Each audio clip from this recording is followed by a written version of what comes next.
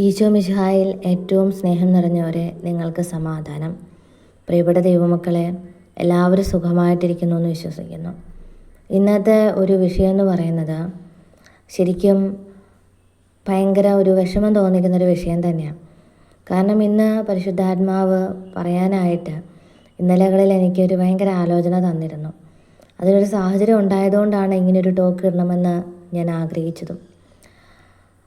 ആത്മഹത്യ ചെയ്യാനായിട്ട് ഒരുങ്ങുന്നവരും ഒറ്റപ്പെട്ടവരും മാനസിക സമ്മർദ്ദങ്ങൾ അനുഭവിക്കുന്നവരുമായിട്ടുള്ള എല്ലാ ദൈവമക്കൾക്കും വേണ്ടിയിട്ടാണ് ഇന്നത്തെ എൻ്റെ ഈ ടോക്ക് എന്ന് പറയുന്നത്. പ്രത്യേകിച്ച് ജീവിച്ചിട്ട് കാര്യമില്ല, ഞാൻ തനിച്ചാണ്, എനിക്ക് ആരുമില്ല, എന്നെ ദൈവം ഉപേക്ഷിച്ചു, എൻ്റെ വേണ്ടപ്പെട്ടവരെന്നെ ഉപേക്ഷിച്ചു, ഞാൻ ഒറ്റയ്ക്കായിപ്പോയി, ഇത്രയും കാലം ജീവിച്ചത് വെറുതെ ആയിപ്പോയി, എന്നാൽ പിന്നെ മരിച്ചേക്കാം, മരണം മാത്രമേ ഇനി ഒരു ആശ്രയമുള്ളൂ എന്ന് വിചാരിച്ചിരിക്കുന്ന പ്രിയപ്പെട്ട ദൈവമക്കളോട് ഇന്ന് ദൈവത്തിന് പറയാനുള്ള കുറച്ച് കാര്യങ്ങളുണ്ട് കേട്ടോ.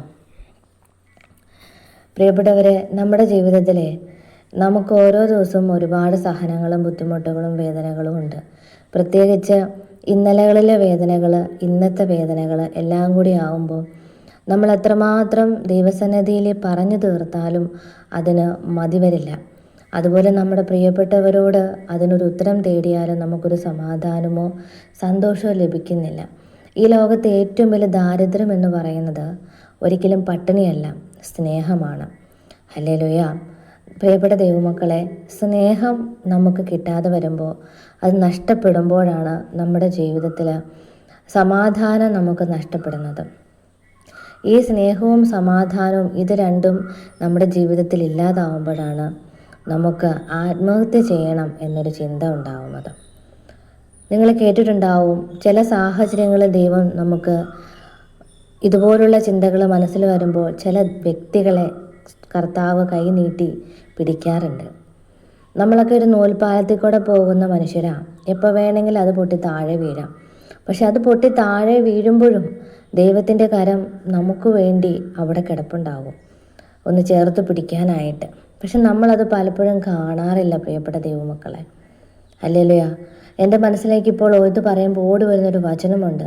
നമുക്കറിയാം, കർത്താവ് ഈശോ മിശിഹാ പ്രാർത്ഥിച്ചുകൊണ്ടിരിക്കുന്ന സമയത്ത് ശിഷ്യന്മാർ കടലിൽ വലയിടാനായിട്ട് പോയി.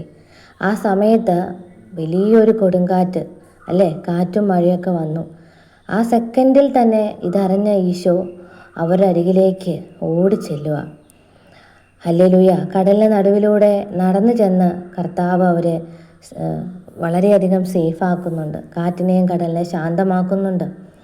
ആ സമയത്ത് പത്രോസ് ചോദിക്കുന്നുണ്ട്, കർത്താവെ, അങ്ങയുടെ അരികിലേക്ക് ഞാനും നടന്നു വരട്ടെ എന്ന്.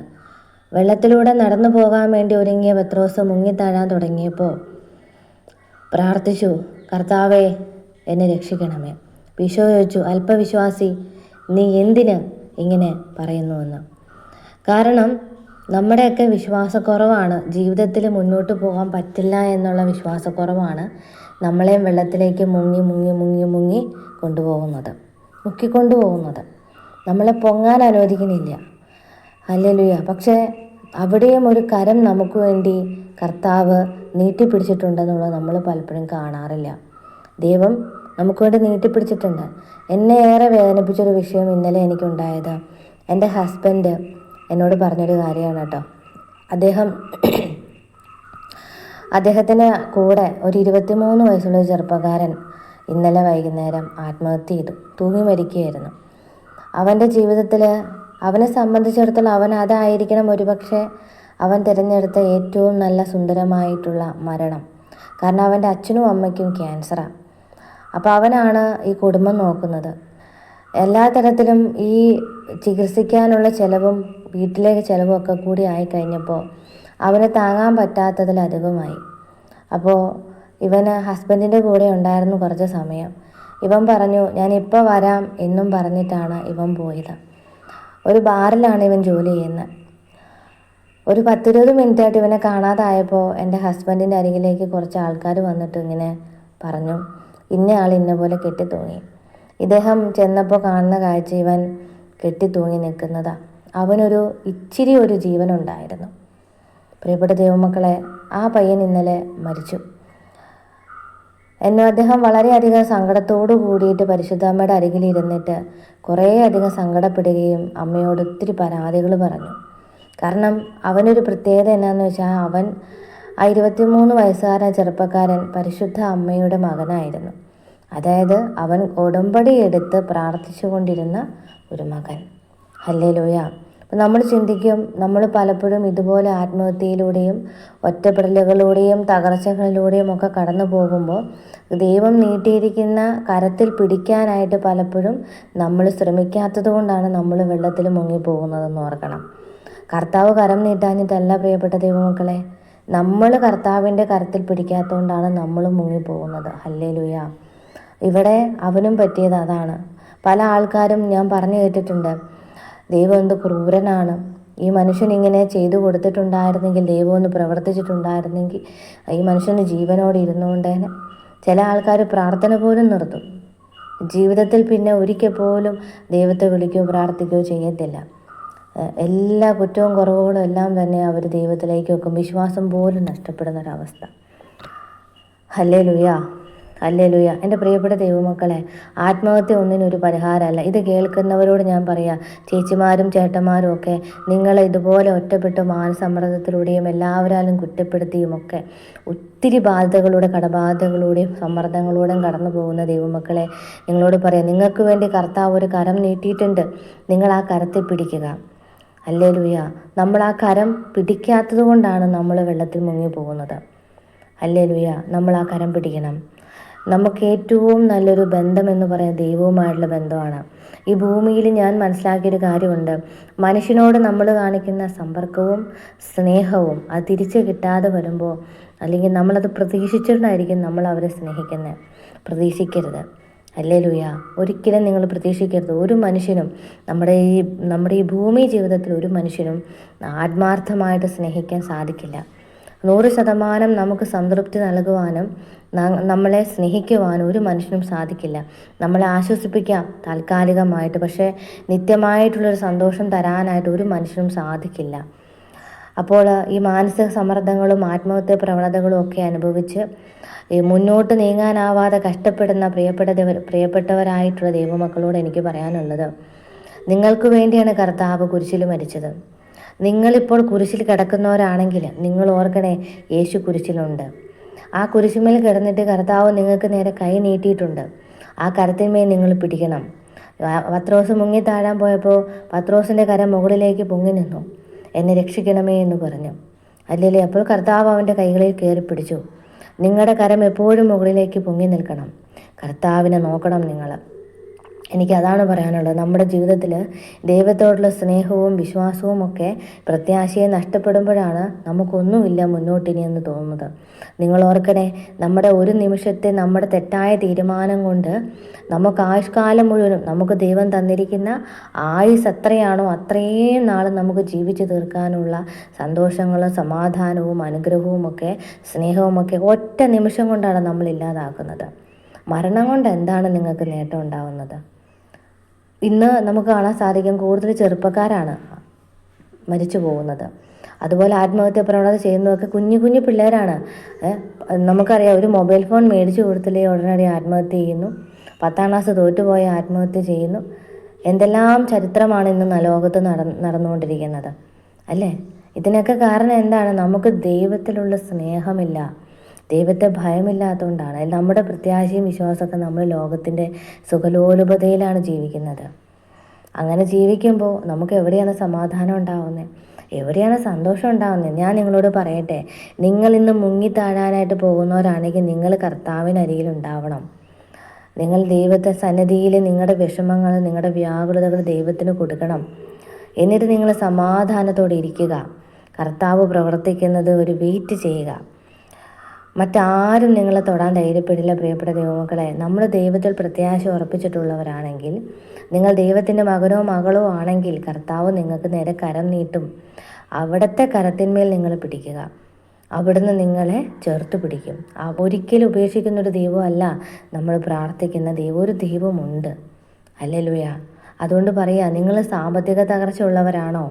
നിങ്ങൾ മാനസികപരമായും ശാരീരികമായും ഉപദ്രവിക്കപ്പെട്ടു, ഒറ്റപ്പെട്ടു, കുറ്റപ്പെടുത്തലുകൾ കൊണ്ട് നിങ്ങൾ വീർപ്പ് മുട്ടി, അമ്മായിമ്മ പോയ തൊട്ട് സകലമാന ബുദ്ധിമുട്ടുകളും, കെട്ടിയവന്മാരുടെ വഴക്ക്, വീടിനുള്ളിൽ സമാധാനമില്ല, മരുമക്കളുടെ ശല്യം, ഇതെല്ലാം കൊണ്ടും ഒറ്റപ്പെട്ട് തകർച്ചയിലൂടെ എല്ലാം തകർന്ന് നാശകോശമായിരിക്കുന്ന ഒരവസ്ഥയിലാണ് നിങ്ങൾ നിൽക്കുന്നതെങ്കിൽ നിങ്ങളൊന്നോർത്താൽ മതി. നമ്മുടെ കരമൊന്ന് മുകളിലേക്ക് പൊക്കുക. കർത്താവ് താണ്ടെ കരം പിടിക്കാനായിട്ട് നോക്കി നിൽക്കുക. Hallelujah, hallelujah. പ്രിയപ്പെട്ട ദൈവമക്കളെ, നമ്മുടെ ഹൃദയത്തിൽ കൈപിടിച്ചിട്ട് പറയാം, ഹൃദയം നുറുങ്ങിയവർ കർത്താവ് സമീപസ്ഥനാണ്, മരമൊരുകിയവരെ അവിടുന്ന് ആശ്വസിപ്പിക്കുന്നു. തമാശ പറഞ്ഞതല്ല. ദൈവസ്നേഹം നമുക്ക് ലഭിക്കാത്തത് കൊണ്ടും ദൈവമുണ്ടെന്നുള്ള ഉറച്ച വിശ്വാസം നിങ്ങൾക്കില്ലാത്തത് കൊണ്ടുമാണ് പല ആളുകളും ആത്മഹത്യയിലേക്ക് പോകുന്നത്. കൊച്ചു കുട്ടികൾ വരെ ആത്മഹത്യ ചെയ്യുന്നത്. ഇത്രയും കൊണ്ട് എൻ്റെ ജീവിതം തീർന്നു എന്ന് വിചാരിക്കുന്നത് ശുദ്ധ മണ്ടത്തരം. അവരെ മൈൻഡിലേക്ക് കൊണ്ടുവരുന്നത് ആരാണ്? ദൈവമാണോ? അല്ല. അവൻ കൊല്ലാനും നശിപ്പിക്കാനും ഇല്ലാതാക്കാനാണ് വന്നിരിക്കുന്നത്. യോഹന്നാൻ 10:10. നമുക്ക് വേണ്ടത് പ്രത്യാശയാണ്. പ്രത്യാശ നമ്മെ നിരാശയാക്കുന്നില്ല. ഹല്ലേലൂയ. അപ്പോൾ ദൈവം കോലാഹലത്തിൻ്റെ ദൈവമല്ല, സമാധാനത്തിൻ്റെ ദൈവമാണെന്ന് കർത്താവിൻ്റെ തിരുവചനം പറയുന്നു. നമുക്ക് വേണ്ട എന്താണ്? സമാധാനം, സ്നേഹം. ഇത് രണ്ടും നമുക്ക് മനുഷ്യനിൽ നിന്ന് കിട്ടിക്കഴിഞ്ഞാൽ നമുക്ക് ഒരിക്കലും സംതൃപ്തി കിട്ടില്ല.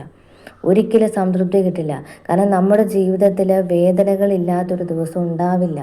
അതാരും പ്രതീക്ഷിക്കേണ്ട.